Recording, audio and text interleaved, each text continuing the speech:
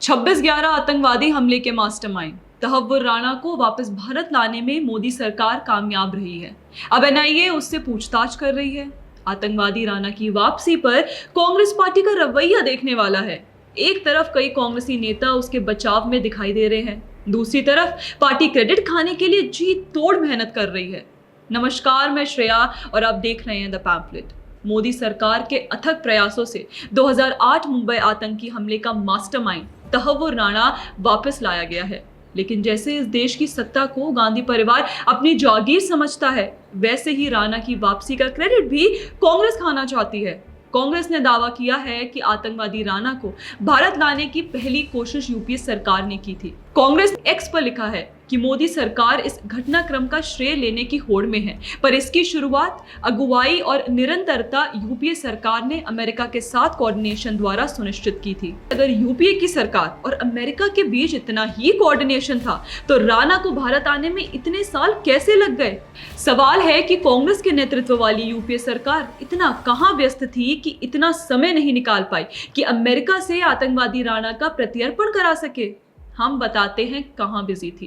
कांग्रेस के नेतृत्व वाली यूपीए सरकार ये सुनिश्चित करने में लगी थी कि आतंकवादी हमले का आरोप आरएसएस और हिंदुओं के ऊपर मढ़ दिया जाए। आतंकवादी हमलों में जान गंवाने वाले लोगों को न्याय देने से ज्यादा यूपीए की चिंता ये थी कि बीजेपी को इससे फायदा ना मिल जाए। अमेरिका के पूर्व राष्ट्रपति बराक ओबामा के अनुसार ये बात खुद पूर्व प्रधानमंत्री मनमोहन सिंह ने कही थी। बराक ओबामा ने अपनी किताब अ प्रॉमिस्ड लैंड में दावा किया है कि पूर्व भारतीय प्रधानमंत्री मनमोहन सिंह मुंबई हमले के बाद पाकिस्तान के खिलाफ कार्रवाई करने से बच रहे थे। किताब में लिखा है कि मनमोहन सिंह को डर था कि देश में मुख्य विपक्षी दल भारतीय जनता पार्टी के असर से मुस्लिम विरोधी भावनाएं बढ़ रही हैं और इसका राजनीतिक फायदा बीजेपी को होगा।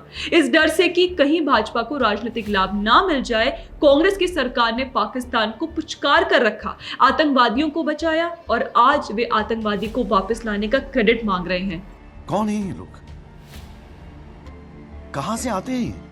सिर्फ इतना ही नहीं, पाकिस्तान को बचाने के लिए कांग्रेस ने इतना बड़ा प्रोपोगंडा रचा कि 26/11 के हमले को आरएसएस की कॉन्स्पिरेसी बता दिया। भगवा आतंकवाद की थ्योरी गढ़ी गई। अजीज बर्नी, जो अपने हिंदू विरोधी बयानों के लिए जाने जाते हैं, उन प्रमुख लोगों में से एक थे जिन्होंने आरएसएस के खिलाफ कांग्रेस पार्टी की साजिशों को सक्रिय रूप से आगे बढ़ाया। बर्नी ने एक किताब प्रकाशित की थी, 26/11 आरएसएस की साजिश। इस किताब में पाकिस्तान स्थित इस्लामी आतंकवादी समूह लश्कर-ए-तैयबा द्वारा किए गए मुंबई आतंकवादी हमलों के लिए आरएसएस को दोषी ठहराया गया है।